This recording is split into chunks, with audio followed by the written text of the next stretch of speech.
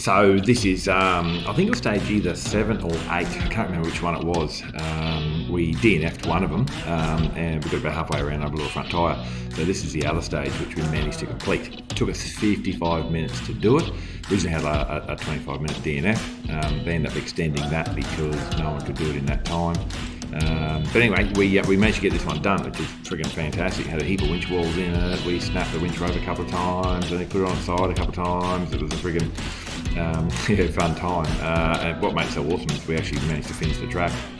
The track started off with GPS point to point, so we had to go find like 3 GPS points. The last one led us into the bunted track, and then as soon as you hit that bunted track, there was a winch wall right in front of us, which is this one we just did now. When I first went to go up the winch wall, I nearly put it on its side because of the way that the bank's undercut. So Justin had to move the winch anchor point and pull me over the other way a little bit, and did that, and then we managed to winch up, and then we got going into the track. So I'll probably make this into a couple of videos because it's so long, but I'll do up a video and watch this. It's pretty entertaining. So we a heap of work to get through. I was in and out of the car a few times and tying up winch ropes and so forth. But anyway, we got it done, so it was great.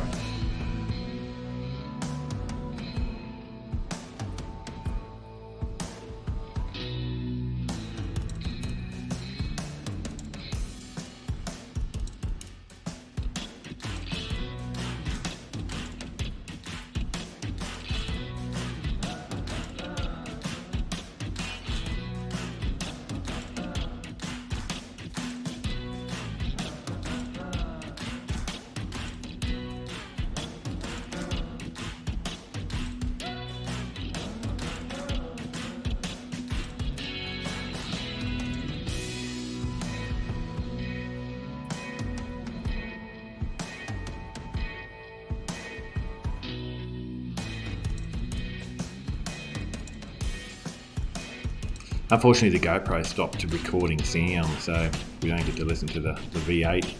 But you're going to have to listen to me and a bit of background music instead. So this is the second winch wall.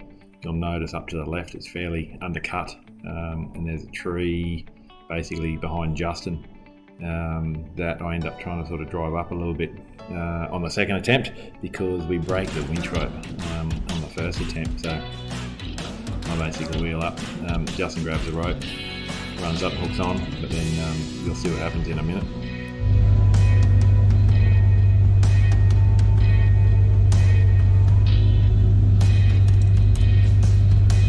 So I start winching up. You can see that undercut bank on the left hand side there. I'm trying to sort of hug the right a little bit, but the car sort of bounces over to the left. I think the wheel gets stuck underneath that bank, and I'm hoping that the winch is going to pop it up over. So I'm trying to apply a bit of drive and a bit of winch in, but as you can see, the winch cable broke. So now I'm trying to work out what to do, whether we I'll leave the car there and try and retie it. I don't know where it's broken. I don't know if it's broken at the hook or in the middle of the rope, and if it's broken at the hook, it's a lot easier to retie. Justin tells me it's broken in the middle of the rope, so that means that's a bit more of an issue because you need to try and tie the rope back on the hook. So I decided to drop the car back down and put some gloves on because I'm going to get out. So you got to have gloves on if you're out and you're playing with recovery gear, otherwise you get penalised. So Justin brings the hook back down to me, and as you can see, he's got about a 5 or 6 metre tail of broken rope hanging on the back of the hook. So I whack on my gloves. Plan is to try and get the winch rope out of the winch. So Justin's telling me it's actually stuck in there, obviously, because when I was winching in, it's all spun back in around the winch drum. So he's got to try and get it out. So I'm winching out, playing with that, trying to get that out so that we can then get it out and then tie it back onto the winch hook.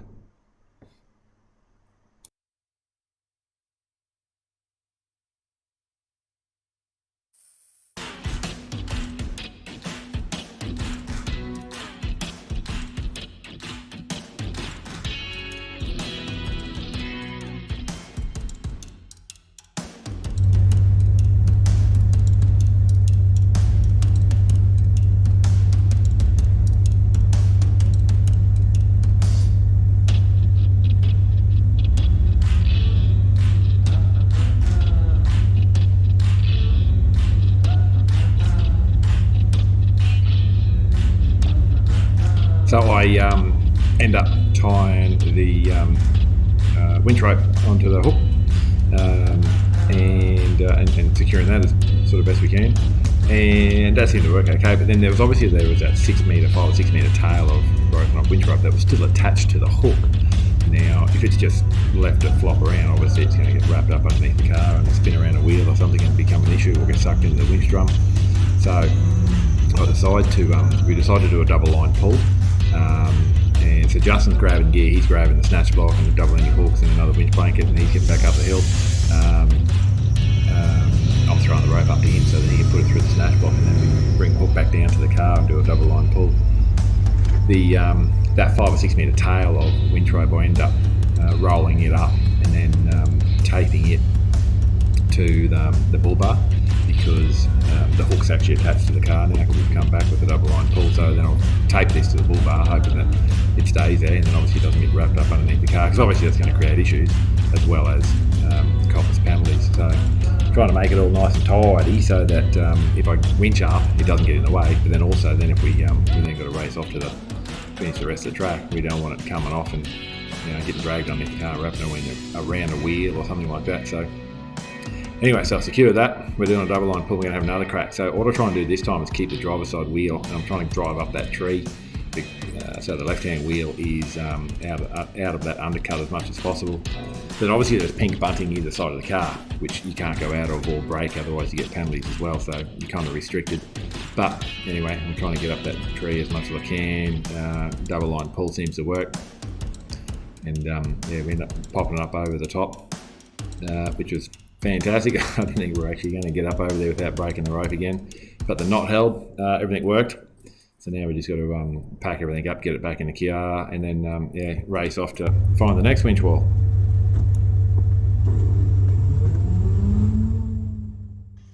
Normally as a driver you don't sort of get out of the car. In this circumstance I got out because I feel it's probably quicker. I'm spooling in the winch and playing with that to make sure that's secure. While I'm doing that, Justin's picking up all the gear, snatch block and winch blankets and double-ended hooks, that type of thing that we use for the double line pull, and packing that back up.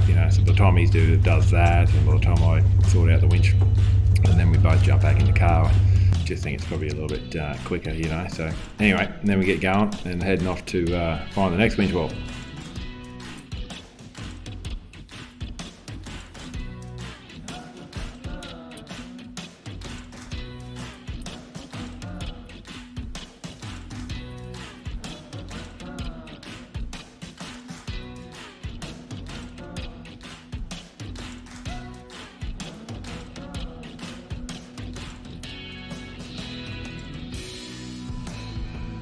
Right, so we're coming up to the next winch wall.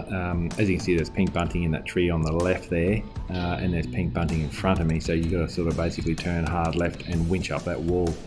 You can't come at it front on, that's just how they are. But anyway, so Justin jumps out. I decided to get out as well because we've still got that 5 or 6 metre tail of winch rope that's wrapped around the bull bar that I zip tied there, so I've got to snappy it off. And then obviously because it's going to be attached to the hook end, Justin needs to be able to take that with him, so I give him a hand to make sure that it doesn't come off and it's going to get wrapped around the winch or the hook or get underneath the wheel of the car or something like that. So I snap it off the bull bar.